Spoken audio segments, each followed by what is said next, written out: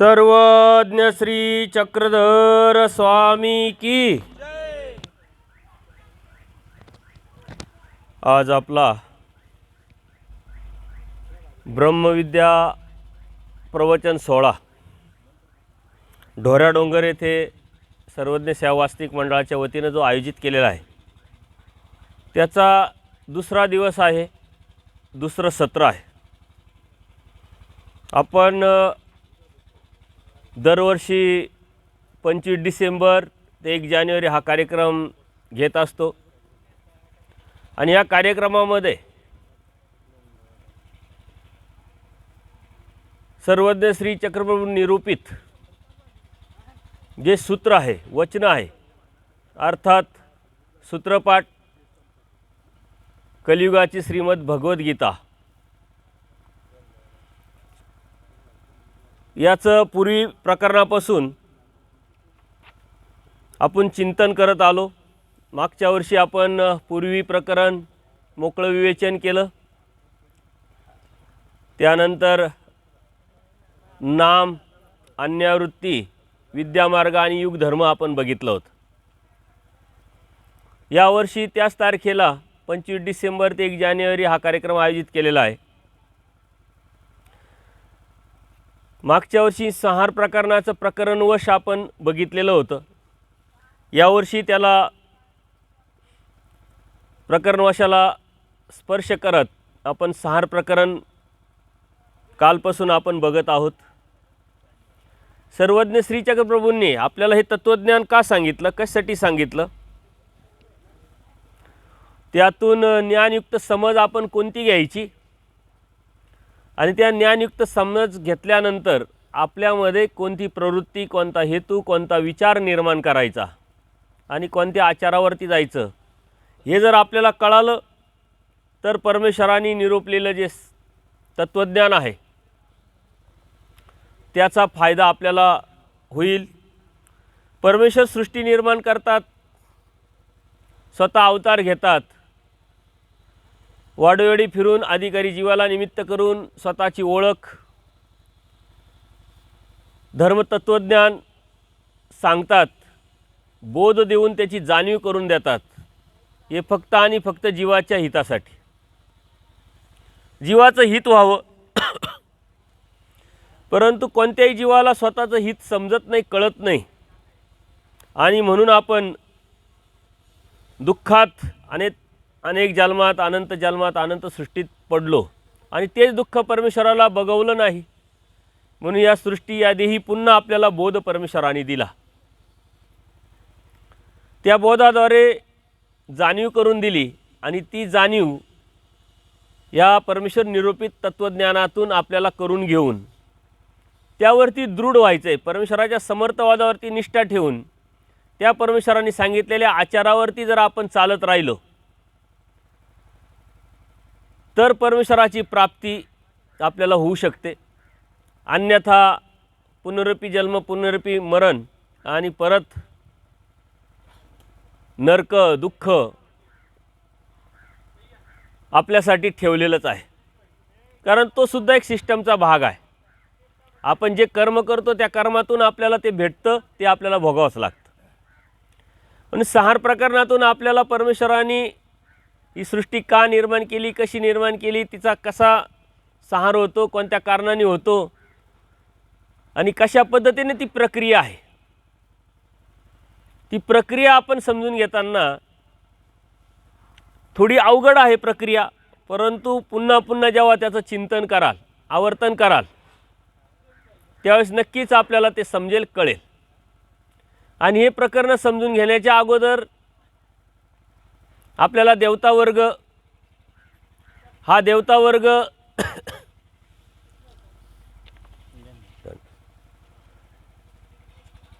समजून घेतला। त्या देवतावर्गामध्ये देवताचे थोवे, देवताचे गट, देवताचे मळांचे नावं आणि त्या देवतांचे कार्य कशा पद्धतीने चालतं, कशा पद्धतीने राहतं हे आपल्याला समजलं तर हे प्रकरण समजून घ्यायला अत्यंत सोपं जातं। या बाबाजी, या बाबाजी आलेले, सर्वांनी टाळ्या वाजवून बाबांचं स्वागत करायचं आहे। या बाबा या।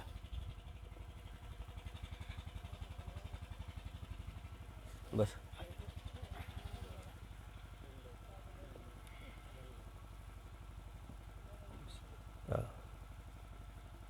निस्सहार प्रकरण आपण कालपासून बघायला सुरुवात केली आणि 9 सूत्रांपर्यंत आपण आलेलो आहोत.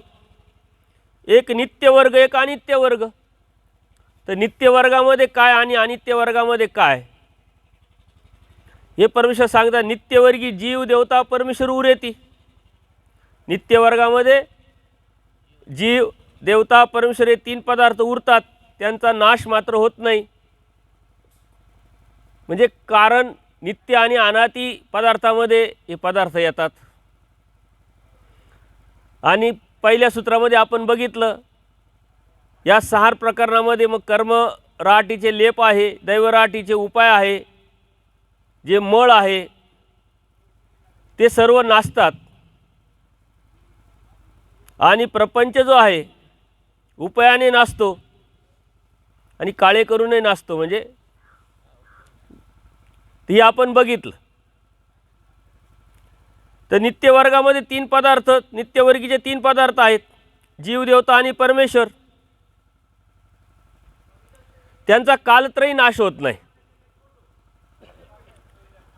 आणि जीवस्वरूपी उरण्यासाठी गुणधर्म जे सामर्थ्य आहे, ज्ञान सुख सामर्थ्य अनादीचे, ते काहीच नाही जीवाकडं. हे देवतेचं ज्ञान सुख सामर्थ्य ऐश्वर्य आणि प्रकाश हे देवतेकडे असतात. तर रचल्या सृष्टीमध्ये दिलेले जे सामर्थ्य आहे, सार झाल्यावर जीवाजवळ काहीच राहत नाही. तर संसरण प्रकरणामध्ये आपण बघणार आहोत की जे या जीवामध्ये कोणत्या प्रकारचं सामर्थ्य नसतं. परमेश्वराच्या प्रवृत्तीनं ही सृष्टी रचल्या जाते. तमातल्या जीवाला मग माया करवी चेतवली जातं, आद्यमळ चिटाकल्या जातो आणि ते कार्य होऊन वेगळ्या देवतेचे मळ तो रचतो आणि प्रपंचात येतो. परंतु संहार काळी हे सर्व जे घेतलेलं असतं, रचलेलं असतं, ते मात्र काहीच उरत नाही, काहीच राहत नाही. सुखदुःख विरहित तो असतो. म्हणजे बोध्य निरानंद विकार मतित्रय पूर्वी जसा होता तसाच तो उरतो. मूळ स्वरूपामध्ये जो जीव आहे मायेच्या तमात, ज्याच्याजवळ अनादी अविद्या आहे, सेम टू सेम ज्यावेळेस संहार होतो परत पूर्ण त्या पद्धतीनं तो तिथं जातो. आणि नेल्यानंतर फक्त त्याच्यामध्ये काय फायदा होतो आणि काय बदल होतो, जी प्रमाद कीड आहे ती नासावल्या जाते. ही परमेश्वराची जीवावर केलेली कृपाच आहे. प्रमाद कीड जरी नासली तरी मग हा जीव पुन्हा पुन्हा का प्रमादी होतो, त्याचं कारण त्याचे संस्कार मात्र राहतात. ज्याप्रमाणे कर्मभूमीमध्ये कर्मनिष्पत्ती होते, मागचं समतं पुढचं लागतं, पाप पुण्याची निष्पत्ती असते. पण भोगभूमीमध्ये तसं नसतं. भोगभूमीमध्ये काय असतं, पापाची निष्पत्ती असते, पापाची नष्ट होत राहतं, पण पुण्य काही लागत नाही. मग मागचं समतंय पुढचं लागत नाही, कर्मनिष्पत्ती तिथं नसते. मग त्यांनी काही केलं तर चालतं का, तर काही केलं तर चालत नाही, कारण तो संस्कार मात्र त्याच्याकडे राहतो. ज्यावेळेस तो भोगभूमीमध्ये काही करेल तर त्याला इकडं आल्यानंतर मी परत तेच करा असं वाटेल. आणि आज आपण समाजात बघतो नरदेहामध्ये आलेले जीव आहे, सुशिक्षित आहे, तरी क्राईम करतात. कधी कधी असे क्राईम करतात की ते जनावरसुद्धा करणार नाही, एवढं जनावराच्या पलीकडं क्राईम करतात. याचं कारण काय आहे, की तो त्या जीवावरचा चिटकलेला संस्कार आहे, तो संस्कार त्याला करायला लावतो. काही घटना आपल्याला अंगावर शारे येतात, आपला संबंध नसतो, पण पेपरमध्ये वाचल्यानंतर आपल्याला किती त्याचा दुःख होतं, त्रास होतो. याचं कारण तेच आहे का तो संस्कार आहे, त्या संस्काराने तो करतो आणि अधिकाधिक नरक जोडत असतो. आणि अज्ञानाने जन सुखी होऊन असे, अज्ञान असल्यामुळं त्याला मजा वाटते, त्याच्यात चंगळवाद वाढलेला आहे, पाश्चात्य संस्कृतीचा आपण स्वीकार केलेला आहे. याचं कारण आहे का धर्माची जाणीव, धर्माची ओळख नाही. ज्याला धर्माची जाणीव होईल, ओळख होईल, तो संत असंत कर्माचा बारीकसा बारीक विचार करेल. पाऊल टाकायचा जरी विचार करेल की अरे मुंगी तर नाही मारणार आपल्या पायाखाली, एवढा बारीक विचार कर, कारण देवाने सांगितलं मुक्तीची चाट मुंगी विरून चिंतावे. पण ज्याला धर्माचा संस्कार नाही, धर्माची जाणीव नाही, तो कशाला विचार करेल. आज नॉनव्हेज खाण्याचं प्रकार किती वाढलेले. एक हॉटेल असं नाही, प्युअर हॉटेल शोधावं लागतं. आणि आता पुढं जाऊन नाही, आत्ताच असं चॅलेंज आहे की प्युअर व्हेज राहा नाही, सर्वात मोठं आव्हान झालं आहे आता. आणि एखाद्याने प्युअर व्हेज राहिलं तर ती ओळख त्याची बनते, अरे प्युअर व्हेज आहे बरं का, प्युअर व्हेज आहे, नॉनव्हेज खात नाही. आणि एवढा हा चंगळवाद वाढलेला आहे. याचं कारण आहे की अधर्माचं प्राबल्य, असंस्कार, आणि त्यातून त्याच्याकडं ती अधमती, अधगती, अधरेती मुळातच त्याच्याकडं आहे. अनादि अविद्येमुळं अज्ञान आहे. नीच कर्म करणे, नीच कर्मामध्येच रममाण होणे आणि तेच करत राहणे, त्यामुळे ही प्रबलता वाढते. परंतु त्यातले आपण परमेश्वराचे बोधवंत किती भाग्यवान आहात ते बोटावर मोजणे इतपत असतील. याचं कारणही तेच आहे. सोन्याचे दुकानं काही गल्ली गल्लीत राहत नसतात. लोक विचारतात की कधी कधी मला असे प्रसंग येतात, कॉलेजचे मुलं मुली असतात, बाबा एवढं श्रेष्ठ तत्त्वज्ञान आहे तुम्ही सांगता, आणि मग लोकांपर्यंत का पोचलं नाही, लोकांपर्यंत का गेलं नाही, जायला पाहिजे, सांगायला पाहिजे, भेटायला पाहिजे. म्हणलं असं हे भेटत नसतं, दिदल्या विनं नाही. हे हात चवटा बोलावे, म्हणजे तुम्ही कुठेही बोला, काही सांगा, कितीही सांगा, परंतु परमेश्वराकडून जोपर्यंत बोध होत नाही तोपर्यंत त्याला भेटू शकत नाही. आणि हे सोन्याचं दुकान आहे, हे कुठे मांडता येत नाही, मांडलंय तरी कोणी येणार नाही. भाजीपाला हे किराणा आहे, दुकानं, त्याला काही तोटे नाही. फार गल्ली बोळात आणि गावात आणि खेड्यातही भेटत. आता इथं खेडेगाव आहे, भाजीपाल्याचंही दुकान असेल, किराण्याचंही दुकान असेल, आणि आजूबाजूचा रिसॉर्ट आहे, त्याच्यामुळे तो विषयच नाही. सगळं चंगळवाद आहे. सोन्याचं आहे का, हिरे माणिक मोत्याचं आहे का, नाही आहे. त्याच्यामुळे हे परमेश्वराचं जे दुकान आहे ते परमेश्वराकडूनच मांडलं जातं. आता परमेश्वराला दुकान मांडायचं तर तो गल्ली बोळात बसेल का, विशिष्ट ठिकाणीच बसेल ना. राजा आहे, तो राजा जो आहे जाताना कोणत्याही गल्लीतून घुसणार नाही. तो एक त्याच्यासाठी एक रस्ताच तयार असेल, किंवा त्याला कुठं बसायचं, कोणाकडे जायचं, तो त्या लेवलचाच असेल ना. राजा कोणाकडे जाऊ शकत नाही. तसं परमेश्वराचं हे तत्त्वज्ञान आहे. हे जोपर्यंत समजत नाही तोपर्यंत त्याची ही दुःखातून निघण्याची जी प्रक्रिया आहे ती सुरूच होत नाही. आणि आपण त्यातले एक आहोत. याचा विचार करा का आपण किती अनमोल आहे, आपण किती डिफरंट आहे. जग एकीकडे आहे ना, आपण दुसरीकडेच आहे. सारं जग कुठं गर्दीच गर्दी, या मंदिरात गर्दी, इथं गर्दी, इथं गर्दी. इकडं गर्दी दिसणार नाही, पण इथं क्वालिटी दिसेल. क्वांटिटीला इथं अजिबात महत्त्व नाही. जिथं 999ची गर्दी तुम्हाला सगळीकडे दिसेल, यातला 999तून एखादा आलेला राहतो. हे दुर्मिळातलं दुर्मिळ आहे, रश्यातलं रश्य आहे. म्हणून आपण इथपर्यंत पोचलो आहे. म्हणून आपण जेव्हा आलो इथं तर 999 सोडून आलेलो आहे. 999 सोडून आलेलो आहे. आता इथं प्रत्येकाने 999 सोडून आले म्हणजे किती गर्दीतून आलेले तुम्ही, किती स्पर्धा इथं भयंकर स्पर्धा आहे. परंतु परमेश्वर बी निवड करतो, कोणी आयऱ्या गायऱ्याची निवड करत नाही. तोही तशाच लेवलचा, तोही तशाच अधिकाराचा, तोही तशाच योग्यतेचा असतो. आणि परमेश्वर ह्या अधिकारी जीवाला वाढीवाडी जाऊन बघतात, शोधतात. शोधक आहे परमेश्वर, बोधक आहे, द्रावक आहे. त्याच्यामुळं शोधून शोधून आपल्याला इथं आणलेलं आहे, फॉलो केलेलं आहे परमेश्वराने. म्हणून आपण आज 6 प्रकरणातून काय घ्यायचं हे आपण लक्षात घ्यायचं आहे. तर जीव ज्या वेळेस संहाराच्या वेळेस त्याच्यामध्ये जे बी असतं ते सर्व निघून जातं. पूर्वी जसं असेल तसाच तो उरतो. अनंत सृष्टीचे जे कर्मलेप आहे, इष्टानिष्ट प्रसव आहे, अयोग्यता आहे, अदक्षता आहे, बोटी बोटी साठलेली जी योग्यता आहे, अविद्येसहित तो उरतो. त्याच्याकडे काहीच राहत नाही. आणि ईश्वरी सदा उरे म्हणजे परमेश्वर सदा सर्वदा उरलेलेच आहे. त्याच्यामध्ये काही कमी होण्याचा प्रश्न येत नाही, काही वाढण्याचा प्रश्न येत नाही. त्यात कशाचीच उणीव नाही. अखंड ज्ञान, अखंड आनंद आणि बुद्धमय स्वरूप मुळातच ते आहे. त्याच्यामुळं अव्यक्ती असलं काय आणि व्यक्ती असलं काय त्याच्यामध्ये काही बदल होत नाही. परंतु जीवामध्ये किती बदल होतो. आल्यानंतर काय काय घेऊन येतो, जाताना काय काय सोडून जातो, आहे की नाही. आता येताना तुम्ही काय काय घेऊन आले, 4 दिवस आले तरी तुम्ही हे आणा, ते आणा, ते आणा, ते आणा. आता सोडून काय जाणार आहे. सोडून अविचार सोडून गेले, दोष सोडून गेले, निगेटिव्ह विचार सोडून गेले. बाकी कपडे लत्ते तर आणणार, घेऊनच जाणार आहे आपण. परंतु काय सोडायचं आहे परमेश्वराने, एक जन्म येत दिजो का, मग काय होईल ते पाहिजे, हे सोडायला लावले देवाने. एक जन्म द्यायला लावला. असे जन्म तर आपण किती कोणाला कशा कशाला दिले. मुळीये जन्म दिले, रुमनिया दिले, शिवनिया दिले, कुठं कुठं दिले. हे आपल्याला ते लक्षात आलं पाहिजे का आपण तर हे जन्म सारी दिलेले. एकही जन्म आपण कधी इथून मागं परमेश्वराला दिला नाही म्हणून पुन्हा पुन्हा इथं आलेलो आहे. आणि मग परमेश्वर आव्हान करतात आणि संधी पण देतात का एक जन्म इथं दिजो का. बरं तो बी आहे किती 100 वर्षात, त्याच्यात 50 वर्ष झोपेत गेले. राहिलेले 20-25 वर्ष करिअर आहे, शिक्षण आहे, जबाबदारी त्याच्यात गेले. राहिलेल्या 5-25 वर्षामध्ये बी परत आहेच पटाटे, इकडं जाय तिकडं जाय, कारण लोन काढेल राहते, हप्ते भरायचे राहते, याचं देणं त्याचं घेणं, याच्यात काहीच राहत नाही. जे राहिलं आहे थोडंफार तेही देण्याची प्रवृत्ती होत नाही.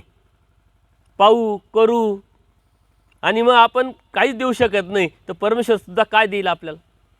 सुदाम्याचे पोहे स्वीकारले, दिलं काय पोहे, पण त्याच्या बदल्यात परमेश्वराने काय दिलं, म्हणजे आपल्याला राहायला उरला सुरला थोडासा 2-4-5 वर्षाचा जन्म राहत होतो, तो बी ध्यानावर देता येत नाही आपल्याला.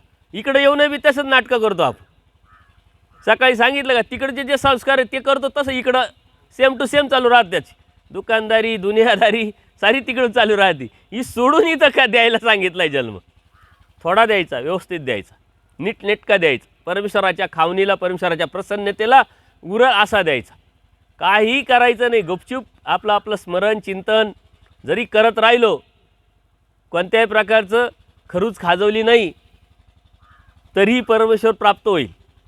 कारण परमेश्वर दयाळू माळू कृपाळू आहे आणि त्याला देणं हे ठरवलेलं आहे. त्यांनी ह्या जीवाला आनंद द्यायचं ठरवलं आहे, पण आपल्याला ते समजत नाही.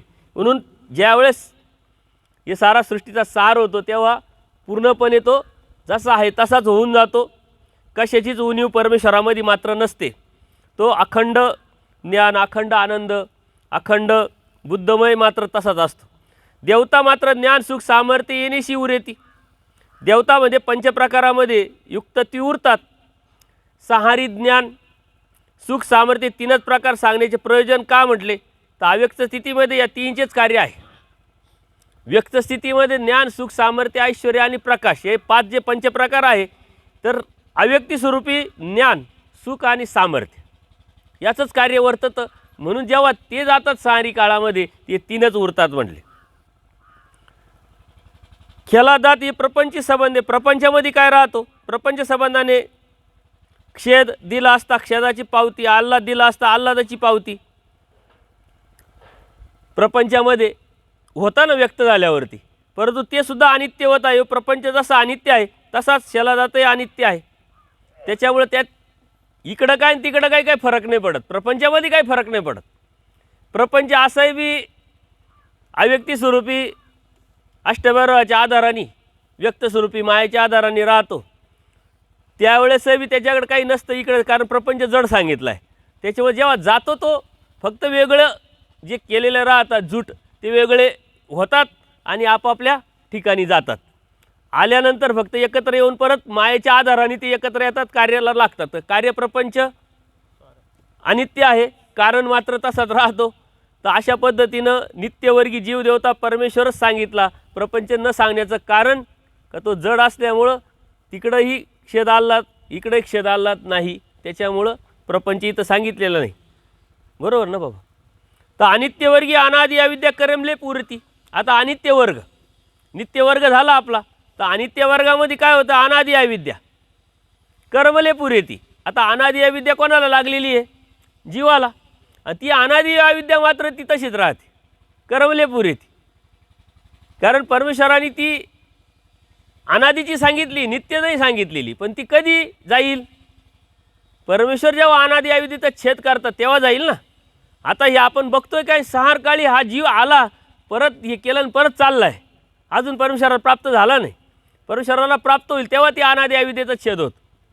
त्याच्यामुळे ती आहे ती कर्मले युक्त जीवाला ती तशीच आहे. अनित्यवर्गीय अनित्य वर्गामध्ये काय होतं, अनादि अविद्या म्हणजे मूळ विद्या, कर्मलेप म्हणजे कर्मचिन्ह ते मात्र तसेच उरतात. जीवाचे चिन्ह पण उरतात सेम टू सेम. आता ज्या कर्मफळात होतो आपण तिथं गेलो, परत येताना त्याच कर्मफळात तो जीव येतो आणि तिथून परत त्याचं पुढचं जीवन चालू होऊन जातं. ते जीवन चालू होताना ती देवता परत पुढं ते पाहते चिन्हाद्वारे मळाद्वारे. आपण सकाळी बघितलं का ते परत त्याचं कार्य चालू होऊन जातं. त्याच्यामुळं अनित्य वर्गामध्ये अनादि अविद्या जी आहे, ती मूळ विद्या जी आहे ती कर्मलेप आणि कर्मचिन्ह जे आहे ते मात्र तसेच उरतात. दुसरा वर्गीचे अनाद अविद्या, कर्मलेख आणि प्रपंच या दुसऱ्या वर्गीचे म्हणजे नित्य वर्गामधले अस्तित्व वर्गाचे 3 पदार्थ आहेत. अविद्या, कर्मलेप आणि प्रपंच. तर ही जी अनाद अविद्या जी आहे, कर्मलेप जे आहे ते नासले नाहीत आणि म्हणून वचनी 2च सांगितले म्हटले. ते नासत नाही ना. कर्मलेप जे आहे आपले ते नासत नाही. आपली फक्त काय होती, जो प्रमाद कीड आहे ती नासल्या जाते. कर्मलेप काल भोगले काय, आज भोगले काय, उद्या ते भोगावत लागणार आहे. ते संस्कार आहेच. कर्म संपत नाही, कारण त्याच कर्मफळामध्ये येऊन परत ते कंटिन्यू होतं आहे. जर तसं राहिलं असतं तर परत पुन्हा ते कर्म संपले असते, आपण कोरं आलो असतो आणि परत कर्म सुरुवात केली असते, दरवेळेस आले असते, दरवेळेस संपले असते. पण तसं होत नाही. प्रारब्ध, तर ते जे प्रारब्ध भोगक्षय सूत्रच आहे, ते भोगावत लागतात. त्याच्यामुळे ते त्यांनी मिळवलेलं आहे ते पण राहत. म्हणजे आपण जरी गेलो तर ते मात्र काय काय आपल्याबरोबर राहतं हे आपण बघतोय. तर एक ईश्वरी नाश म्हणजे परमेश्वरच फक्त अनादि अविद्येचा नाश करू शकतात. अनादि अविद्या ईश्वर नासतात, त्याच वेळेस ती नासते. तोपर्यंत ती आपल्याबरोबरच आहे आणि किती वेळा आलो आणि किती वेळा गेलो ती आपल्याबरोबर राहणार आहे. अजून आपल्याबरोबर काय राहणार आहे, आल्यापासून चिटकल्यानंतर परमेश्वर प्राप्ती होईपर्यंत अजून काय आपल्याबरोबर अजून एक अशी गोष्ट आहे का ती आपल्याबरोबर राहते, ती बी जात नाही आणि ती कायमचीच आहे. संलग्न मायेने जोडलेला जो अंश आहे तो संलग्न. जेव्हा आपण पहिल्यांदा निघालो मायेच्या तमातून, त्याच वेळेस तिने तो अंश चिटकला. आता तो अंश चिटकल्यानंतर तो जो संलग्न आहे तो आपण कोणत्याही कर्मफळात गेलो, किती वेळा आलो, किती वेळा परत माझ्या तमात गेलो, तर तो संलग्न तोच राहतो, तो बदलत नाही. जर यदा कदाचित बदलला असता तर कर्मलेपही बदलले असते. याचा कर्मलेप त्याला आणि त्याचा कर्मलेप त्याला, कारण त्याला ते चेष्टा तो करायचा असतं ना. एखादा माझा संलग्न आहे आणि पुढच्या वेळेस मग लागला दुसऱ्याला, तर माझे कर्म त्याला भोगावं लागले असते. मग सुखाचे असेल सुख आणि दुःखाचे असेल दुःख. म्हणून हा सामर्थ्याचा प्रकार आहे. याच्यामध्ये कधीच ज्यावेळेस परमेश्वराची प्राप्ती जीवाला होईल, जीवाला परमेश्वराची प्राप्ती आणि संलग्नाला त्याच्या स्वरूपाची प्राप्ती म्हणजे मायेची प्राप्ती. जेव्हा याला मोक्ष तेव्हा त्याला तो मोक्ष, त्याचा मोक्ष म्हणजे त्याच्या मूळ अवस्थेत जाण. म्हणजे हे जे आहे अनादि अविद्या आणि संलग्न ही मात्र कायमची असते. ती अनादि अविद्या तर मूळचीच असल्यामुळे तिला चिटकावायचा प्रश्नच येत नाही. पण जोपर्यंत परमेश्वर तिचा छेद करत नाही तोपर्यंत ती नासत नाही. पण परमेश्वराने अनादि अविद्या ही अनादि सांगितली पण नित्य नाही सांगितली. नित्य न सांगण्याचं कारणच हे आहे का ती पुढे जाऊन पाडल्या जाते, नष्ट होते. तर म्हणून आपण ज्यावेळेस जातो त्यावेळेस परमेश्वरच ते नासवतात आणि परमेश्वराला ते करावं लागतं. परमेश्वराशिवाय, परमेश्वराने नासवल्याशिवाय ते कोणाचंही कार्य कोणीही करू शकत नाही. प्रारब्ध भोगेक्ष आलं बघा. तर ह्या ज्या गोष्टी आहे या आपण सहारी देखील परमेश्वराचीच लीळा आहे म्हटले. परमेश्वर सर्वांचेच लेप लासून का टाकत नाही म्हटले. मग जर लीळा आहे, परमेश्वर दयाळू माळू कृपाळू आहे, तर असं का करत नाही असा पक्षकारांनी प्रश्न निर्माण केला. तर लेप अवघे नासले तरी रचनेच्या कर्मफळा कैसे जाती म्हटले. मग तर जाणार कसं. जर सारच लेप लागलं तर परत कर्मफळ, मग ते नवीन कर्मफळ त्याला द्यावं आणि त्या कर्मफळात त्याला टाकायचं कसं. त्याच्याकडे कर्मच उरलं नाही. तो कोणत्या तरी कर्मफळात गेलेला आहे, तो कशाने गेलेला आहे, कर्माने. आणि तेच जर नासले तर मग परत त्याला कर्मफळात टाकायचं कसं. मग परत मूळ सृष्टी जेव्हा परमेश्वराने केली त्यावेळेस तर कर्मफळं नव्हते. मग मायेने सर्व नटवलं होतं. सेम टू सेम पुन्हा पुन्हा तेच होईल. म्हणून तसं न करता कर्मलेप परमेश्वराला नासवताच येत नाही, कारण त्याला ते भोगावं लागतं आणि भोगल्याशिवाय ते संपत नाही. म्हणजे त्या सिस्टमला धक्का बसेल आणि पुन्हा पुन्हा तेच परमेश्वराला मूळ सृष्टीच्या प्रमाणेच करावं लागेल. तर तसं होत नाही म्हटले. सर्वच लेप नासले तर सृष्टी रचनेकाळी मायेचे चतुर्विध जे कर्मफळ आहे संपादकत्व ते त्याला करताच आलं नाही. जैसी आशिली तैसी सृष्टी रची हे वचनच घडलं नसतं. जशी आहे तशीच सृष्टी रचावं लागते ना. ज्या कर्मफळात तो जीव आहे त्याच कर्मफळात त्याला घालावं लागतं, कारण त्याचं ते कर्मफळ नासलेलं नसतं. आणि जर परमेश्वराने कृपा करून ते नासवलं तर बाधा येते.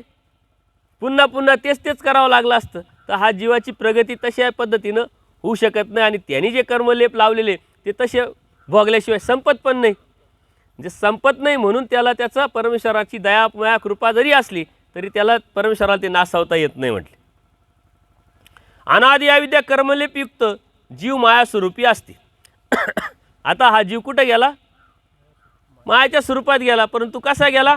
अनादि अविद्यायुक्त होता. अनादि अविद्यायुक्तच आलाय. अनादि अविद्येनीच कार्य केलं. अनादि अविद्येच्याच कार्यानीच अज्ञान मतित्रय जीवत्व हे सारे आहे. अनादि अविद्या मूळ आहे ना. आणि परत गेलाय बी तेच घेऊन. त्याच्यामुळं जोपर्यंत परमेश्वरापर्यंत आपण पोचत नाही आणि त्याचा नाश होत नाही तोपर्यंत हे जे चक्र आहे हे मात्र चालूच राहणे. चक्रातून बाहेर पडायचं असेल तर अनादि अविद्येचा छेद व्हावा लागतो. आणि अनादि अविद्येचा छेद कोण करतं? फक्त परमेश्वर करतो. मग स्वामी श्री चक्र परमेश्वर कसे याचं एक लक्षण आहे. पैठणला देव होते आणि देव चालल्यानंतर सारंग पंडित नावाचे जे ब्राह्मण होते ते ज्ञानी होते, तिथले प्रसिद्ध होते. त्याच्यामुळे सारे लोक त्यांना ओळखायचे आणि त्यांच्या पाठीमागं सारा समाज फिरायचा. परंतु सारंग पंडित देवाच्या पाठीमागं फिरायचे. त्यांना वृत्ती भेटली होती, स्वार्थी होते, दृष्टपर होते. त्यांना समजलं होतं का देवाकडून आपल्याला भेटलं आहे, अजूनही काही भेटू शकतं, या स्वार्थाने ते फिरत होते. जेव्हा ते देव पुढं सारंग पंडित पाठीमागं काही ब्राह्मण लोक आले.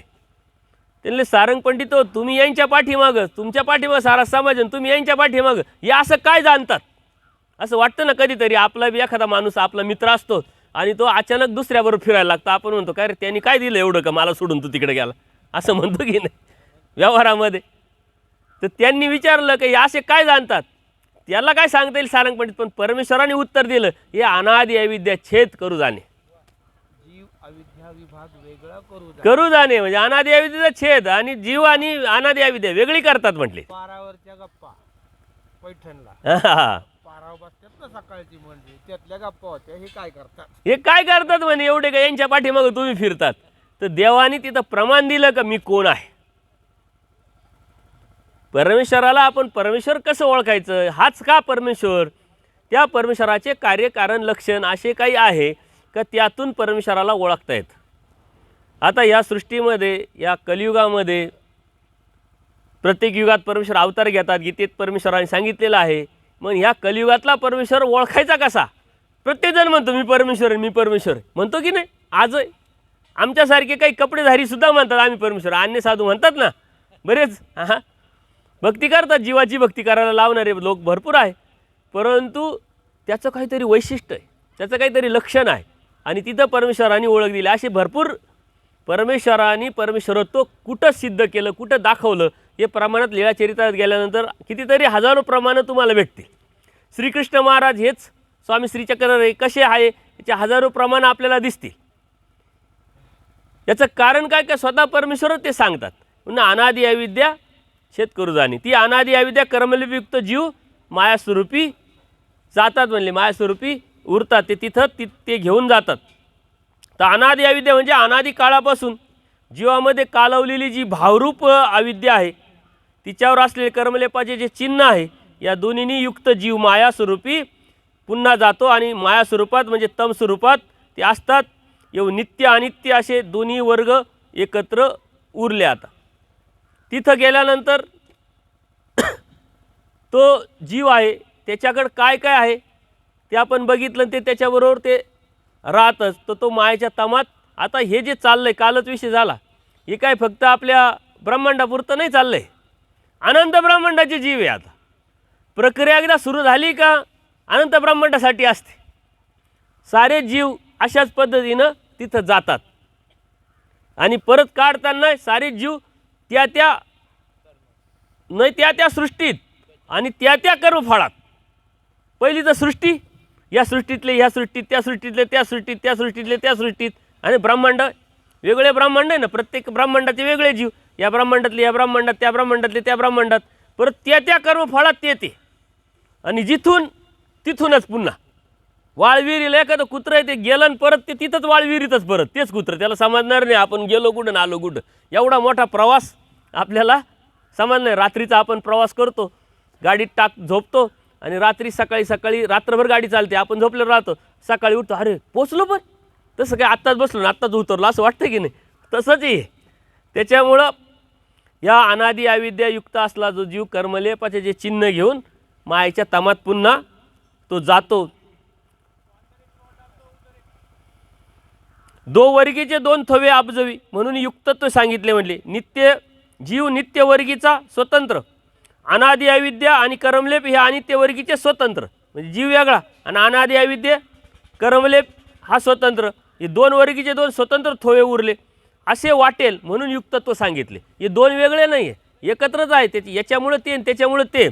म्हणून हा अनादि अविद्या कर्मलेयुक्त जीव मायास्वरूपी हे सूत्र येण्याचं कारण काय, का ते वेगळं वाटू नये, हे एकच आहे. त्या पद्धतीने जीवाचे म्हणजे जीव आणि अनादि अविद्या आणि कर्मलेप हे तिन्हीचे युक्तत्व या सूत्रात सांगितलं. जीव आहे म्हणजे अनादि अविद्या आहे, अनादि अविद्या आहे म्हणजे कर्मलेपाचे चिन्ह पण आहे.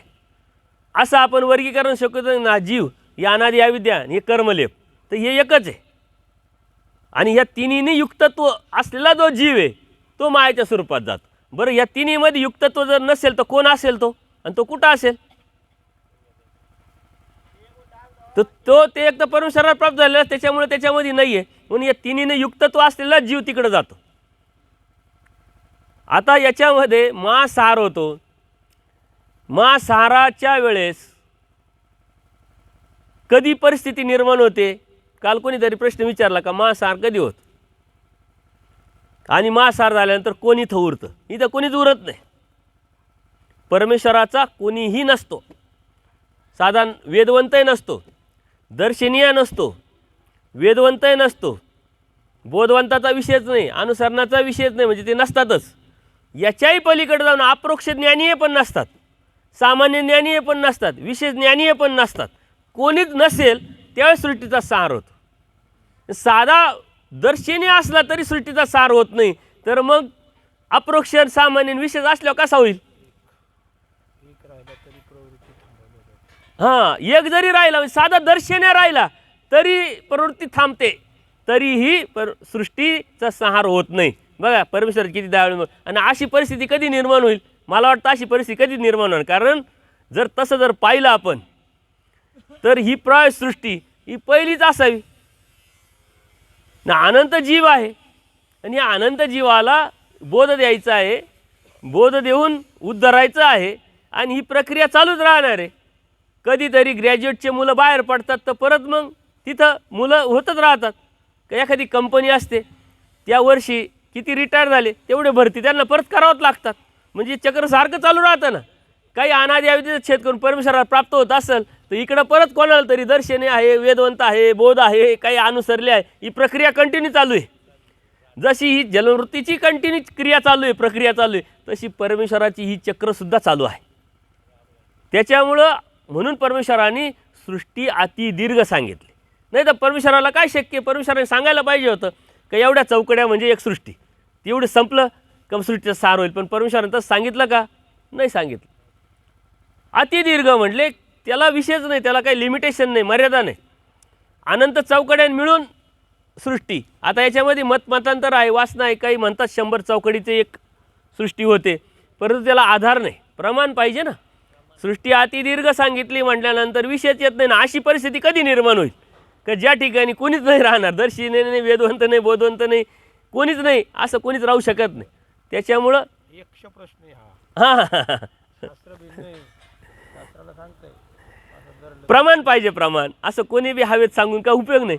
तर अशी परिस्थिती कधी होऊ शकत नाही. याचा अर्थ ही पहिलीच सृष्टी आहे आणि हीच चालू आहे. जोपर्यंत शेवटचा जीव उद्धरत नाही तोपर्यंत हीच चालू राहील. आणि एकदा शेवटचा जीव उद्धारला का मग सारे आनंदात मग्न, देवता आपल्या आपल्या स्वरूपी, प्रपंच आपापल्या ठिकाणी, आणि आपण परमेश्वराच्या आनंदात.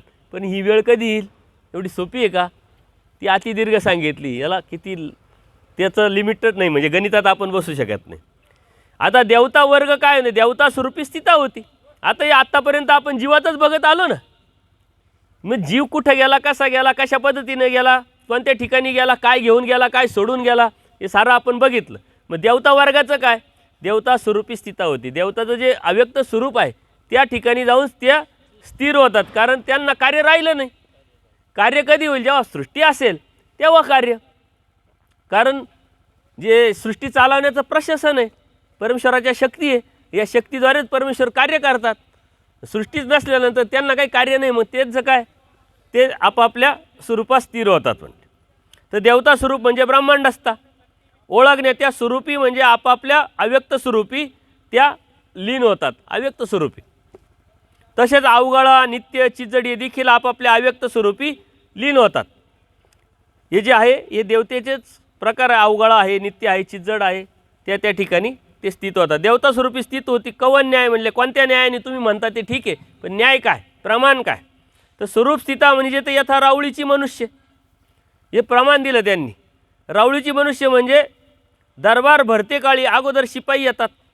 आता एखादा राजाचा दरबार भरायचा आहे, राजा येऊन बसेल का? पहिले नाही येत ना. पहिले शिपाई येतो, तो साफसफाई करतो, मग क्लर्क येतो, मंत्री येतो, हे सारे येऊन मग राजा शेवटी येतो म्हटले. तसं शिपाई येतात, मग प्रजा, मग मंत्रिमंडळ, मग राजा येतो म्हणले. जाताना प्रथम राजा जातो. बरं, जाताना पहिले शिपाई जातो का? पहिले राजा जातो, मग मंत्रिमंडळ जातं, मग क्लर्क जातं, मग शिपाई शेवटी परत कुलूप लावून मग जातो. त्याच्याकडे चाव्या राहतात. म्हणजे येताना पहिले तो येतो आणि जाताना शेवटी जातो तो शिपाई. येताना शेवटी येतो आणि जाताना पहिला जातो तो राजा असतो. तसंच परमेश्वराचा न्याय इथं आहे. मग प्रजा, मग शेवटी शिपाई जातात. त्याप्रमाणे अगोदर देवता येतात, मग जीव येतात, मग परमेश्वर येतात सृष्टीच्या वेळेस. आता पुढचं ते लक्षात येईल आपल्याला. जाताना अगोदर परमेश्वर जातात, मग जीव जातात आणि मग देवता जातात. हे समग्र देवता स्वरूपी स्थिता होतात आपापल्या ठिकाणी. येरी ते श्री रात्री जागतीची असे. आणि मग मायेचं काय म्हटले? साऱ्या देवता गेल्या, पण माया देवता जी आहे ती परमेश्वराची तर प्रिय देवता आहे, तिच्या माध्यमातूनच सारं चाललं आहे. तर येर म्हणजे माया, ही जी स्त्री आहे, स्त्री न्याय माया देवता, स्त्री न्याय माया. रात्री म्हणजे संहारकाळी आणि ही शब्दरचनेकाळी जागतीच असे. म्हणजे परमेश्वराची प्रवृत्ती ओळखतच राहते, ती वाटच पाहत राहते. हे मस्त गेले आपापल्या स्थितीपर्यंत, ही नाही. ही गेली तरी तिची नजर, कारण वेच आहे, वेद आहे, मालकाचा कधी आदेश येईल ही पाहतच राहते म्हणले. तर ती प्रवृत्ती ओळखतच असते. म्हणजे माझे स्वामीराज मला केव्हा म्हणतील देखील अशी वाटच पाहत असते ती, की आता कधी परमेश्वराची प्रवृत्ती होईल आणि परत सृष्टीचा संसरण आपल्याला करावं लागेल, पुढचा आदेश काय येईल ही वाट पाहत राहते. जसं मिलिटरी आहे, सैन्य जे आहे ते सीमेवरती सतत डोळ्यात तेल घालून पाहत राहतात. त्यांना माहिती आहे आणि उद्या काय झालं तर कांता आदेश येईल, आदेशाप्रमाणे लगेच कार्य करावं लागतं. ते वाटच पाहत राहतात युद्धजनित जर परिस्थिती असेल तर. तसं ही जी सर्व देवतेच्या ठिकाणी देवता गेल्या, परंतु ही जरी गेली तरी ही मात्र वाट पाहत राहते का माझे स्वामीराज, माझे जे पती आहे, स्त्रीन्याय त्यांनी सांगितलं म्हणजे पती आहे, हे काय आदेश करतील, काय प्रवृत्ती निर्माण होईल आणि पुढं जाऊन मला काय करावं. या परिप्रपंच सारे अशा पद्धतीनं प्रपंचाचा संहार होतो म्हटले. या परी म्हणजे अशा पद्धतीनं, मागं जे बी आपण आता पाहत आलो अशा पद्धतीनं. निचादिक्रमे प्रपंच सारे म्हणजे स्थूळ प्रपंचाचा नाश होतो. या परी म्हणजे कोणत्या परी? मागा सांगितले ते विखो इंद्रिय विलय जाय आलं ना. आता विखो इंद्रिय विलय जाय, इंद्रिय अंतकरण विलय जाय, अंतकरण देव विलय जाय, देव विलय, ह्या परीनं अशाच पद्धतीनं सेम टू सेम. असं नाही की बा पुढच्या वेळेस थोडीशी वेगळी आता जरा चेंज करू आपण, असं नाही. सेम टू सेम हा सार अशाच पद्धतीने होत राहतो, याच्यात थोडाही बदल होत नाही. तर प्रपंचाचं काय लक्षण? प्रपंच जड, मिथ्यारूप, नवथा, करणीच्या मैलिता म्हणून, म्हणजे तो जड आहे, चेतन नव्हे. प्रपंच हा जड आहे. बघा किती मोठी परमेश्वराने तत्व सांगितलं. प्रपंच जड आहे आणि त्या जड प्रपंचासाठीच आपलं सारं चालू आहे आणि आपण चेतन आहे की नाही? वैजात्य, एकदम टोटल वैजात्य. जो जड प्रपंच आहे. आता काही लोक कधी कधी आहे ना असं आपल्याला समजून जातं. कुठंतरी मी चाललो होतो, पावसाचे दिवस होते आणि आम्ही दोघंच चाललो होतो. तर म्हटलं आता आपल्या दोघांसाठीच एवढी मोठी गाडी कशाला घ्यायची? अहो म्हणे गाडी आपल्यासाठी का आपण गाडीसाठी आहे? म्हणजे गाडी आपल्यासाठी, पण गाडीमध्ये जीव घालणारे किती लोक असतात.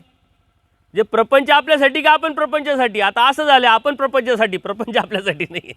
कारण त्या जड प्रपंचासाठीच आपली सारी दुकानदारी चालू आहे. दुनियादारी चालू आहे, लोकांचे वाद चालू आहे, भांडणं चालू आहे. त्या आपल्या संभाजीनगर जिल्ह्यामध्ये गंगापूर स्थान आहे आणि तिथं आपलं जे स्थान आहे स्वामींचं, त्या स्थानाच्या जवळच मुस्लिमांची दफनभूमी आहे. तिथं वाद चालू होते आणि त्यांनी काय केलं, हाटीवादपणे रात्रीचंच कधीतरी येऊन तिथं तो मुर्दापूरला स्थानाच्या जवळच लागून मग ते वाद झाले, पोलीस केस झाल्या. मग कलेक्टरकडं मिटिंगला गेलो आम्ही. तर मिटिंगला गेल्यानंतर त्यांचे काही लोक, आपले काही लोक, त्यात कैवल्यवासी बोरकुटे साहेब होते. शिकता कसं येतं ह्याचं उदाहरण मी तुम्हाला देतो. सर्व वाद झाले, तुझं माझं झालं, हे झालं, तुम्हाला एवढी जागा आहे, मग कशा कशासाठी. बोरकुटे साहेबांनी बोलता बोलता एक शब्द मारला, अरे म्हणे जिवंत माणसासाठी लढावं म्हटले, मेलेल्या माणसासाठी काय आपल्या जिवंत माणसांनी भांडणं करावे. तो गेलाय, त्याला इथं पुरलं काय तिथं पुरलं काय, त्याच्यासाठी आपण का भांडण करावं. तो आहे का आपल्यामध्ये भांडणामध्ये. तुम्ही आता त्याला काढा आणि दुसरीकडे न्या म्हटले. तर ह्या ज्या गोष्टी आहे या शिकण्यासारख्या आहे. तुम्ही कुठेही शिकण्याची प्रवृत्ती पाहिजे, डोळे उघडे पाहिजे आणि बुद्धीची शक्ती आपली सतत तीव्र असली पाहिजे का आपल्याला या समाजातून काय घेता येईल, कुठेही जा. असं मी असे बरेच उदाहरणं आहे का मी कुठं कधी काय शिकलो. हे 2 उदाहरणं तुम्हाला दिले का कधी कोण काय सांगून जाईल. आणि ज्या वेळेस, म्हणून मी एक लेख लिहिलेला आहे पुस्तकामध्ये आहे धर्म एक चिंतनामध्ये, का अनुभवातून प्रचिती. प्रापंचिक संसारात राहत असताना जितका जास्त अनुभव तुम्हाला, जीवन जगताना जितका जास्त तुम्ही संघर्ष केला, अडीअडचणी पाहिले, चढ उतार पाहिले, तेवढ्या लवकर परमेश्वराच्या ब्रह्मविद्याशास्त्राची प्रचिती तुम्हाला लवकर येईल.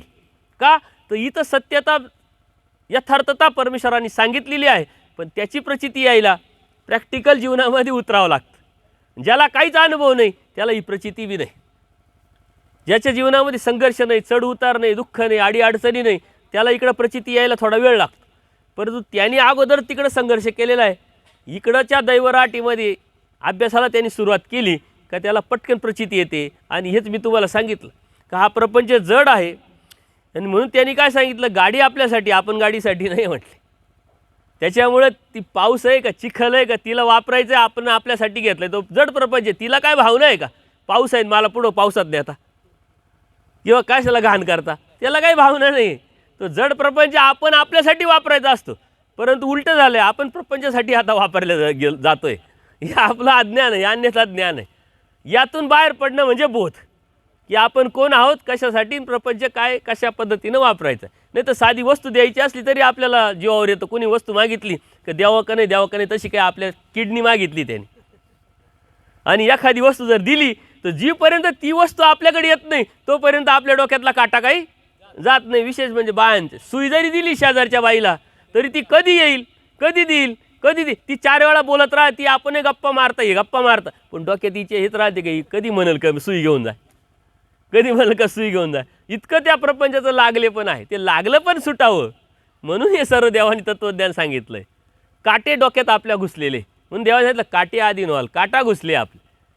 कोणाविषयी गैरसमज आहे, अज्ञान आहे, लागले पण आहे, हा असा बोलेल, तो तसा बोललेला आहे, हे सारे काटे आपल्या डोक्यातून. म्हणून सकाळी मी काय सांगितलं, एक वही तयार करायची. कोणती वही, डस्टबिन वही, म्हणजे कचऱ्याची वही. ते काटे सारे त्याच्यात टाकून द्यायचे. एकदा का डोक्यातून ते काटे निघाले का मग तुमचं डोकं स्वच्छ क्लीन होईल आणि मग त्याच्यात काहीतरी चांगलं राहील. आपण आता इथं बसायचं तरी तुम्ही काय केलं सर, सकाळी साफसफाई केली, आत्ता साफसफाई, बरं वाटतं. घरात गेलो, साफसफाई केल्यानंतर आपण घरात घुसतो, साधं खुर्चीवर बसायचं तरी आपण क्लीन करून घेतो. आता ह्या डोक्यामध्ये परमेश्वराचे विचार आणायचे, ते डोकं क्लीन नसेल तर येतील का. या हृदयामध्ये परमेश्वराला आणायचं आहे, हे हृदय स्वच्छ नसेल तर परमेश्वर येईल का. परमेश्वर तर राजा आहे. सारा दरबार पूर्णपणे व्यवस्थित भरलेला असेल तर परमेश्वर येतो. आता बघितलं लास्ट, तो दरबार कशाचा आहे, परमेश्वराच्या विचाराचा, तत्वाचा, आचाराचा, सिद्धांताचा. हा दरबार पहिले हृदयात भरा, सिस्टम समजून घ्या आणि मग परमेश्वर स्वतःहून येतात. पश्चात्पार युटी जे म्हटले. नाही तर अगोदरही आपण झोपेलच होतो ना, आता झोपतोच. सकाळी झोपतो, दुपारी झोपतो, 3 टाईम चालूच आहे, मधूनही बी चालूच आहे आपलं. काही बदलच नाही. बदल परमेश्वराला अपेक्षित आहे आणि जर तुम्ही बदल नाही केला तर तुम्हाला हा प्रपंच म्हणजे हा निसर्ग बदलायला लावतो, तो बदल घडून आणतो. तर प्रपंच हा जड आहे म्हटले, चेतन नव्हे, निचेतन. जीवदेवतांचे निराकरण केले. मिथ्या रूप म्हणजे लटिका, आसार रूप कशाचं, प्रपंच. तो नव्हता म्हणजे 5 भूते 3 गुणाचा बांधा, हे सांगत नव्हता. एकत्र होते का ते, नाही. भूमी, आप, वायू, अग्नी, आकाश, तेज हे वेगळे होते. रज, तम, सत हे वेगळे, यालाच मळ म्हणतं, हे वेगवेगळे. आणि ते अव्यक्ती स्वरूपी अष्टभैरवाच्या ठिकाणी 8 भैरव, तसे 8 हे प्रत्येकाच्या ठिकाणी असतात. ते जेव्हा प्रपंच तयार होतो त्यावेळेस हे एकत्र येतात आणि हा जीव सामर्थ्याने एकत्र आणून तो बांधा तयार करतो आणि रचतो आणि त्याच्यात अडकतो. तर सांगता काय का, तर असा रूप आहे तो नव्हता, म्हणजे तो काही एकत्र नव्हता. करणे म्हणजे परमेश्वर प्रवृत्तीने मायादत्त सामर्थ्याने जीव प्रपंच केला परमेश्वराच्या प्रवृत्तीनं आणि मायेच्या सामर्थ्यानं. हा जो प्रपंच हा जीवानी केलेला आहे म्हटले.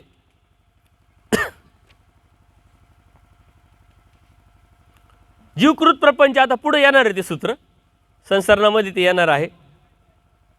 तर फळे माया करी म्हणजे हे सर्व सूत्रच आहे. जीवाला मळीत होता आणणारा म्हणून याला प्रपंच म्हणावे.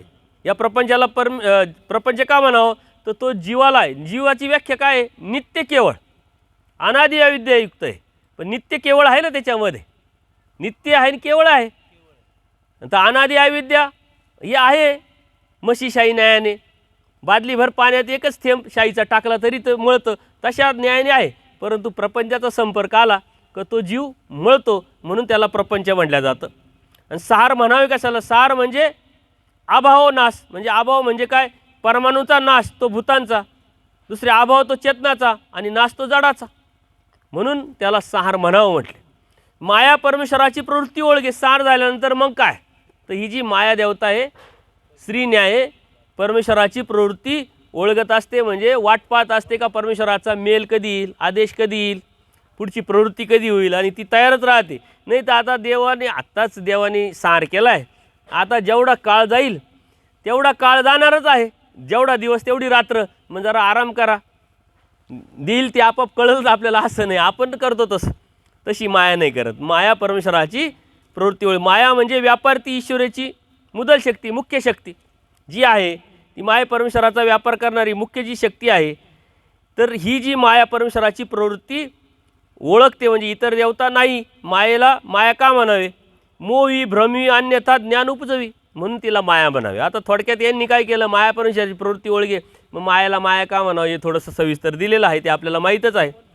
मोही म्हणजे चित्त आणि सारखे करणे, मोह निर्माण करणे, भ्रमवते आपल्याला माया. आता ती माया आपल्याला पहिल्यांदा भ्रमवते, आणि इथल्या काय माया का कमी भ्रमवतात का, तर त्याच्यातून सुरक्षित अंतर ठेवता आलं पाहिजे. म्हणून कर्तव्यावरती जायचं. पहिल्या सत्रामध्ये काय सांगितलं, कर्तव्यावरती जायचं, लागले पण नाही, अटॅचमेंट नाही, हेही काही राहणार नाही, हा समज घेऊन जायचा. भ्रमवते तमातून हरितात, चतुर्विध कर्मफळी भ्रमून पुन्हा तमामध्ये आणते, म्हणजे चक्र सारं जे करतंय सामर्थ्याने ही मायाच करत असते, म्हणून तिला माया म्हणावं म्हटले. अन्यथा ज्ञान उपजते, म्हणजे चैतन्यमय असे म्हणते, चैतन्यमय असे म्हणून आद्यमय चिटकवते, ते सामर्थ्य आलं, त्या सामर्थ्याने तो जीव पुढच्या देवतेचे मळमळ घेत जातो, खाली येतो. तर हे म्हणून ही माया म्हणजे काय करते ती माया, गरबी वाहते विते, म्हणून माया म्हटले. म्हणजे सार झाल्यावर सुद्धा तमामध्ये ती परत वागवते, काढलं केलं परत नेलं परत ती सांभाळते की नाही आपल्याला. ते त्याच्यामुळं विये म्हणजे तमातून परत हरित स्वरूपात आणते, परत संसरण काळी परत आणते, झाल्यावर तमामध्ये परत वागवते. हे सारखं कंटिन्यू चालू आहे. ती स्वरूपात आणते, स्वरूपातून काढते. जसं माता मुलाला जन्म देते मातेप्रमाणे सारखेपणा आहे, म्हणून या मायेला माया म्हणावे. म्हणजे मातेप्रमाणे माईला आपण माईला आईला बी माया म्हणतो ना, माई माई म्हणतो. आता कमी म्हणत नाही, आता मम्मी झाली. आपल्या नावामध्ये सुद्धा शास्त्र आहे, आई आहे माई आहे, एक वेगळं ह्या अनुषंगानेच नाव आहे, म्हणून त्याला माया म्हटले. म्हणजे आईला जे नाव आहे, ती आई जशी कार्य करते आपल्या मुलासाठी तशी जीवासाठी माया कार्य करते, म्हणून मायाला माया म्हणावं. बघा कुठं लिंक लागली शास्त्रांनी. आपल्या प्रत्येक शब्दाला काहीतरी इतिहास आहे, काहीतरी शास्त्र आहे, पण आपण ते विसरलो आणि पाश्चात्य संस्कृती गेलो, त्याला काहीच अर्थ नाही. मम्मी म्हणजे काय, डेड बॉडी म्हणजे आईला आपण जिवंतपणेच मारून टाकलेलं असतं. हां मातेचं प्रेम ते नैसर्गिक, ते आता जर अगोदर डेड झाली तर ते नैसर्गिकच राहील, ते कृत्रिम झालं. म्हणून जे जुने शब्द आहे त्याला काहीतरी इतिहास असतो, शास्त्र असतं, प्रमाण असतं. तर प्रवृत्ती म्हणावी कशा, प्रवृत्ती म्हणजे उल्लेख. माया परमेश्वराची प्रवृत्ती ओळखे असं म्हटलं ना, तर प्रवृत्ती म्हणजे काय, परमेश्वराची प्रवृत्ती म्हणजे परमेश्वराचा उल्लेख पुढं काय करायचं, मनोधर्माला प्रवृत्ती म्हणावी, म्हणजे परमेश्वराच्या मनोधर्माला प्रवृत्ती म्हणतात. आणि ओळगे म्हणावे कशाला, ओळगे म्हणजे तयाची वाट पाहते, परमेश्वराच्या प्रवृत्तीची ही माया वाट पाहत असते. ते उदासीनतेने नाही, उत्साहपूर्वक. कधी तो लगेच आदेश करील आणि मी लगेच कशी कार्याला लागेल, वेद तयार, सतत अलर्ट. मला आता रचनेचा मनोधर्म स्वामीराज केव्हा जाणवतील अशी ती वाट पाहत असते. मग उदासपणे वाट पाहत असेल म्हणजे नाही, वेचलेपणे वाट पाहते. उदासपणे वाट नाही पाहते, देईल, पाहू, करू, येऊ द्या, आपण कुठं चाललो आहे, आपण इथंच आहे, अशी नाही आहे. वेचले पण आवडीपूर्वक, ध्यानपूर्वक, आवडीपूर्वक भरले पण वाट पाहते. म्हणले कवन न्याय यथा अंगळवळेकार, म्हणजे प्रमाण दिलं त्याने. राजाचा जो सेवक आहे जसा अनुकाराने मनोधर्म समजतो. काही लोक असतं बघा, जसे गुरु आहे त्यांचे शिष्य असतात, गुरु फक्त त्यांच्या पाहतात, त्यांच्या लगेच लक्षात येतं बाबाला आता पाणी प्यायचं आहे किंवा जायचं आहे. अंगवळेकार त्यांनी उदाहरण दिलं राजाचं. तो राजा असतो ना, त्याचा जे सेवक असतात त्या सेवकाला त्या राजाची प्रवृत्ती न सांगता कळते म्हटले, आणि त्यावेळेस तो सेवा देत असतो. तशा पद्धतीनं ती माया परमेश्वराची प्रवृत्ती जाणते स्वतः. म्हणजे असं सांगावं नाही लागत, प्रॅक्टिकली मेल पाठवावं नाही लागत, उठ आता, जाय आता, कवर झोपली, कधी बसली, असं नाही म्हणावं लागत. परमेश्वराच्या मनात फक्त येतं ते आतून स्ट्रक्चरचं. म्हणजे बघा, टेक्नॉलॉजी किती वाढली, सायन्स किती वाढलं, असं होईल का माझ्या मनात आलं लगे बारगे सरांना कळालं असं काही यंत्र, किंवा माझ्या मनात आलं डायरेक्ट मुख्यमंत्र्यापर्यंत जाईल, PM पर्यंत जाईल, असं आहे का यंत्र? ते प्रॅक्टिकल आपल्याला करावं लागतं. इथं प्रॅक्टिकलचा विषय नाही आहे, इथून आतूनच. आणि त्यांनी अंगवळेकाराचं उदाहरण दिलं. राजाचा सेवक जसा अनुकारानेच मनोधर्म जाणतो त्याप्रमाणे अंगवळेकार पगारी सेवक असतो, तशी माया मग ती पगारी सेवक असतो म्हटले, मग तशी माया पगारी सेवक आहे म्हटले, अशी आहे का म्हटले? म्हणले नाही, कारण तो तर पगारी असतो ना, त्याचा जो बी आहे. तर तशी नाही म्हणले, ती पतिव्रतावत आहे, म्हणजे ती पतिव्रतावत आहे, श्रीपतीच्या आज्ञेव्यतिरिक्त काहीच करत नाही. त्याप्रमाणे मायासुद्धा परमेश्वराच्या आज्ञेव्यतिरिक्त काहीच करत नाही. म्हणून सुरुवात आता कुठून झाली, या 6 प्रकरणाच्या सूत्राची सुरुवात कुठून झाली? परमेश्वर प्रवृत्ती माया सृष्टी संहार करे. शेवट कुठं झाला? परमेश्वराच्या प्रवृत्ती व्यतिरिक्त पतिव्रतावत ही माया काहीच करत नाही, म्हणजे सर्व करता तो. हा समज आपल्याला यायचं, सर्व करता तो, सर्व तोच करतोय. आणि कोणासाठी करतो? जीवासाठी. कशासाठी करतो? जीवाच्या हितासाठी. हे सारा उपद्व्याप कशासाठी आहे? एवढ्या देवता कामाला लावल्या, ही शिष्ट. म्हणून माझ्या बरेच वेळा बोलत राहता, अरे तुमच्यासाठी देवाने काही नाही केलं, सृष्टी रचना केली. सृष्टी रचना करणं एवढं सोपं आहे का? पूर्वी लोक म्हणायचे घर बांधून पहा, विहीर खोदून पहा, लग्न करून पहा. आता सोपं झालं आहे, कर्ज बँका धापाधप द्यायला लागल्या, नाही तर पूर्वी अवघड होतं. ही सृष्टी एवढी मोठी रचना, आपल्याला एक घर बांधायचं तर आयुष्यभर हप्ते भरावं लागत आहे, आपलं जीवन जगणं मुश्किल होऊन जातं. एवढी मोठी सृष्टी रचना केली कोणासाठी? जीवासाठी. बरं ठीक आहे, रचना केली तर केली, ठीक आहे, सामर्थ्याचं कार्य साऱ्या देवतेच्या माध्यमातून त्यांनी केली. तर जो स्वतः परमेश्वर आहे, शक्तियुक्त, या शक्तीद्वारे सारं काही करू शकतो परमेश्वर, तो स्वतः येतो. त्याला काही कंस मारायला यावं लागतं का? कंसाला मारायला यावं लागतं? नाही. हे सामर्थ्याने तर परमेश्वर सारं करू शकतो. परंतु या जीवाला बोध देणं, स्वतःची ओळख जाणीव करून देणं, अयोग्य जीवाला योग्य करणं, हे फक्त आणि फक्त परमेश्वरच करू शकतो. म्हणून स्वतः परमेश्वर येतात. बरं, येऊन गुपचूप एका ठिकाणी बसतात का? ज्याचा अधिकार आहे तो येईल आणि मग देव त्याला. वाडोवाडी फिरतात. देहधर्म जीवधर्म स्वीकारलेले असतात. त्यामुळं तिथं पाणी आहे, पाऊस आहे, थंडी आहे, वारा आहे, सारा आहे. आज आपल्याला थंडी वाढली तर 2-2 ब्लँकेट, खाली 2 गाद्या आणि वरून 2 ब्लँकेट, तरी सकाळी म्हणतो नाही झोपच आली नाही बा आपण आपल्याला. कारण काय आहे? परमेश्वर आपल्यासाठी काय करत नाही आहे, वाडोवाडी फिरतो. 12 वर्ष सालबर्डीत राहिले. आजची परिस्थिती सालबर्डीत जाऊन पाहिली त्यावेळेची काय असेल? त्यावेळेस काय ऊन नसेल, थंडी नसेल, पाऊस नसेल. हे कोणासाठी देवाने सहन केलं? जीवासाठी. वाडोवाडी फिरले. आता कुठं भंडारा, कुठं डोमेग्राम, कुठं नांदेड आणि कुठं ब्रह्मगिरी, हे अंतर काढा बरं.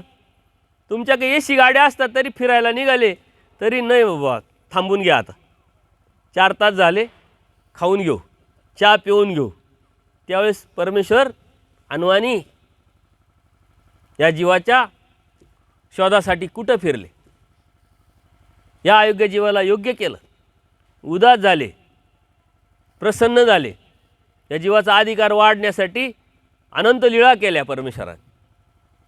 ही एकदा जेव्हा जाणीव आपल्याला होईल तेव्हा मग आपण स्वस्थ होऊ, शांत होऊ.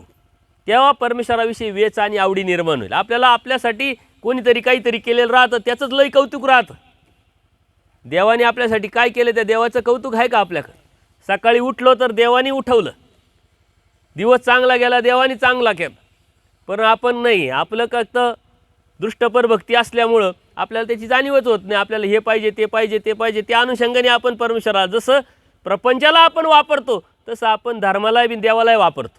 अडचण आली, संकट आले का चालले स्थानावरती वेळा ठेवायला, बांधलं नारळ, नाही तर लगेच पंचावतार डिक्लेअर करून टाकायचा, नाहीच तर पारायण डिक्लेअर करायचं. याच्यातही नाही झालं तर मग परत शोधाशोधी चालूच राहते का काय करावं लागेल. मला तर दररोज फोन आहे. आता दुपारी तुम्ही फोन ऐकला, प्रॉब्लेम काय होता म्हणले काय करावं लागेल. तर प्रॉब्लेम तुझा आहे, तुला व्यसन आहे, ते व्यसन तू सोडलं ते तू सुटल. तो म्हणतो देवाचं काय करता येईल सांगा. देवाला कामाला लागतो, कोणत्या स्थानावर जाऊ, किती व्हिडिओ होऊ, किती पारायण करू हे सांगा म्हणतो. म्हणले हे करायची गरज नाही, व्यसन तुला आहे, सोडावं तुला लागणार आहे. आता व्यसन सोडायचं नाही आणि तू व्हिडिओ वाहत हिंडला तर व्यसन सुटणार आहे का? पण तरी लोक विचारतात, काही विचारतात. आता दुपारी एक फोन आला होता, काय म्हणे घराच्या बाहेर वडाचं झाड आहे, ते तोडायचं आहे कारण लय दिवसाचं झालं आहे म्हटले, त्याच्यामुळं आता नवीन बिल्डिंगला अडचण आहे. तर काय करू, देवाचं असं काय करायचं आहे, काय करावं लागेल का ते तोडलं तरी पाप लागणार नाही. म्हणजे आपण धर्माला वापरतो, देवालाही वापरतो. प्रपंचाचा तर विषयच नाही, जोड प्रपंच आहे, त्याच्यासाठी सारं आयुष्य घालवतो. हातात काहीच भेटणार नाही माहीत असतं, आणि जरी माहीत असलं तर मिळवतो, जोडवतो, आणि निसर्गाता आपल्याला ते सोडावंच लागतं. वरती काहीच घेऊन जाता येत नाही. तरी मी सहज कल्पना केली, जर अशी काही सिस्टम असती किंवा वरती थोडंफार तुम्हाला नेता येईल, एक सूट दिली व जीवाला परमेश्वराने. जसं हे सार काळी महासार, आता चला मायेच्या तामात गेल्यानंतर मग थोडंफार लागल आपल्याला. तर असं झालं असतं कोणीच कोणाचं नसतं, पोराचं आणि बापातही वाद झाला असतं. तुम्ही वरतीच चालले, तुम्हाला काय मला इथं राहायचं आहे, हे नेऊ नका, ते नेऊ नका, ते नेऊ नका. इथं प्रॅक्टिकल जीवन जगत असताना दोन भावांमध्ये वाद होता, एक इंचाच्या जमिनीवरून. थोडा त्यागाची प्रवृत्ती नाही. जर वरती न्यायची जर तयारी असती तर, आणि तशी सिस्टम असती तर.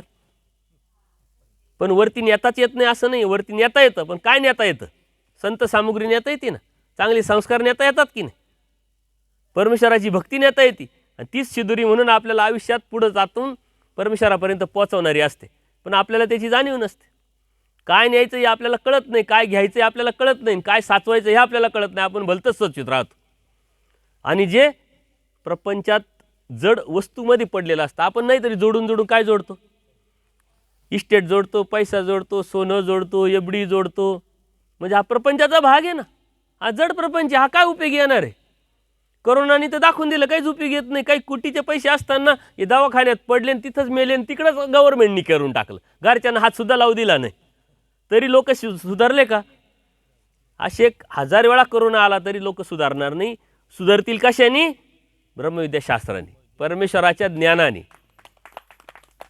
परमेश्वराच्या ज्ञानातून निर्माण झालेल्या समजातून तुम्ही सुधारले तर आपण सुधरू शकतो, अन्यथा आपण तर त्याच्याच पाठीमाग आहे. प्रपंच जड आहे हे समजून घेऊन आपण त्यातून बाहेर पडणं हा अध्यात्म आहे. त्यातून बाहेर पडून परमेश्वराला प्राप्त करणं ही धार्मिकता आहे. आणि हीच साधनासुद्धा आहे. साधना काही वेगळी, धर्म काही वेगळा आहे, धार्मिकता काही वेगळी नाही. आपला प्रवास काय परमेश्वर प्राप्तीच्या अनुषंगाने तो प्रवास आहे, त्यालाच साधना म्हणतात. आणि ती साधना आपल्याला क्लीन करण्याची आहे, स्वच्छ करण्याची आहे, बाहेरून नाही आतून. आतून स्वच्छता जर आली तर तो बाहेरचा परमेश्वर आत येईल, आणि तो आत आला तर मग आपण या आतल्या सृष्टीतला आपण परमेश्वराकडे जाऊ, परमेश्वराच्या आत जाऊ. हे सारं बाहेरतून, जो बाहेरचा आहे तो आत गेला पाहिजे, जो आतला आहे त्याने आपल्याला त्याच्यात आतमध्ये नेलं पाहिजे. ही प्रक्रिया आहे, ही साधना आहे. त्याच्यामुळं सहार प्रकरण आपण आज बऱ्यापैकी समजून घेतलं आहे. उद्यापासून संसर्ग प्रकरणाला आपण सुरुवात करणार आहोत. तुम्हाला बऱ्यापैकी समजलं असेल, लक्षात आलं असेल, जाणवलं असेल. तरी तुमच्या मनात काही शंका असेल तर बाबा बसलेले आहे, बाबांना विचारा. ते त्यांच्या भाषेत त्यांच्या पद्धतीने तुम्हाला समजावून सांगू शकतात. परंतु हे विषय आहे, हे विषयाच्या अगोदर बरेच विषय समजून घेतलेले पाहिजे, तर ते विषय आपल्याला कळतील. 10वीत जायच्या अगोदर त्या मुलांनी 9 वर्षे शाळेतच घातलेले असतात, तेव्हा तो 10वीत पास होऊ शकतो ना. तसं इथं यायचं तर अगोदरचे बरंचसं समजून घेतलेलं पाहिजे, तर ते इथं कळणार आहे. आणि एवढं मात्र नक्की का हे समजणं खूप अवघड नाही. तुमच्या मनात जे न्यूनगंड आहे ब्रह्मविद्याशास्त्राविषयी, धर्माविषयी, ज्ञानाविषयी किंवा भीती आहे, गैरसमज आहे, तो मात्र काढून टाक. फक्त त्याला थोडीशी बैठक, थोडीशी आवड, थोडंसं चिंतन आणि टिपण आणि डोक्यातला कचरा बाहेर काढण्याची प्रवृत्ती जर असेल तर हे खूप अवघड नाही. इतकं मात्र तुम्हाला आशावाद देतो. आणि याच्याशिवाय आपल्याला दुसरा काही पर्याय नाही, हे पण मी सांगतो. त्याच्यामुळं पर्याय नाही तर कधी ना कधी करणंच आहे. मागच्या वेळेस नाही करता आलं, आत्ता करा. नाही केलं तुम्ही आत्ता तर पुढे करावंच लागणार आहे. पुढंही कधीतरी करावंच लागणार आहे. मग कधीतरी करायच्या ऐवजी आत्ताच करा ना. कारण आज परमेश्वर काय म्हणता, आता मरत चांग. हो आता मारा तरी चांग. आता म्हणजे कधी? आज बोध आहे, आज जाणीव आहे, आज शास्त्र आहे, आज जीव उद्धारणे व्यसन घेतलेला परमेश्वर आहे की नाही. परमेश्वर काय म्हणतात, जीव उद्धारण्याचं व्यसन आहे आम्हाला. यती मुनीचा वेश आहे, अलौकिक असा अवतार आहे का जो अयोग्य जीवाला योग्य करणारा आहे. म्हणजे परमेश्वराकडं सारं आहे, वॉशिंग मशीन आहे, त्याच्यात टाकून स्वच्छ करू शकतात. उद्याच्या अवताराकडं असेल याची काही गॅरंटी नाही. आज सर्व आहे, सर्व उपलब्धता आहे. म्हणून देवाने सांगितलं, पोरे हो आता मरतं चांग. म्हणून आता मरा म्हणजे काय? मरा शास्त्रासाठी, प्राप्तीसाठी, परमेश्वराच्या आनंदासाठी. जर आता केलं मर म्हणजे थोडं कष्ट का, थोडं समज, थोडंसं ज्ञान, थोडीशी कृती, थोडासा बदल. हा थोडा बदलच मोठ्या बदलापर्यंत आपल्याला घेऊन जाणार आहे. आणि म्हणून आता नाही तर कधीच नाही असा विचार, अशी समज आणि असं माइंडसेट जर आपण केला तर उद्यासाठी आपण कधी वाट पाहणार नाही. आता नाही तर कधीच नाही असं म्हणून जेव्हा आपण उठतो तेव्हा देवही आपल्याला सहाय्य करतो. म्हणून या 6 प्रकरणातून आपण पहिल्या दिवसापासून बरेच समज तुम्हाला दिलेले आहे. त्याचं आवर्तन पण शेवटच्या दिवशी आपण करणार आहोत. त्याचंही चिंतन करा, टिपण करा आणि पुन्हा पुन्हा हे सत्संग ऐकले आणि हे ऐकायच्या अगोदरचे ऐकून घेतले तर हा विषय परत येणार आहे.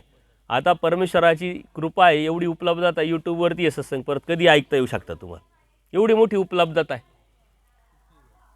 कधी बी मागचे बी आता ऐका, नाही ऐकले ठीक आहे आता ऐका, उद्या ऐका, हे ऐका, परत कधी ऐकू शकता. आणि पुन्हा पुन्हा ते रिपीट चिंतन जेव्हा होतं परत कंटिन्यू हॅमरिंग होत राहतं. त्यात आपोआप जेव्हा सूत्रपाठ तुम्ही वाचता, बजाज नगरला देवता चक्र काढलं. हो हो हो अन्य आवृत्तीसाठी काढलं. बजाज म्हणजे केंद्रबिंदू म्हणताय का तू? नाही हे अन्य आवृत्ती म्हणजे देवता चक्र, देवता स्वरूप.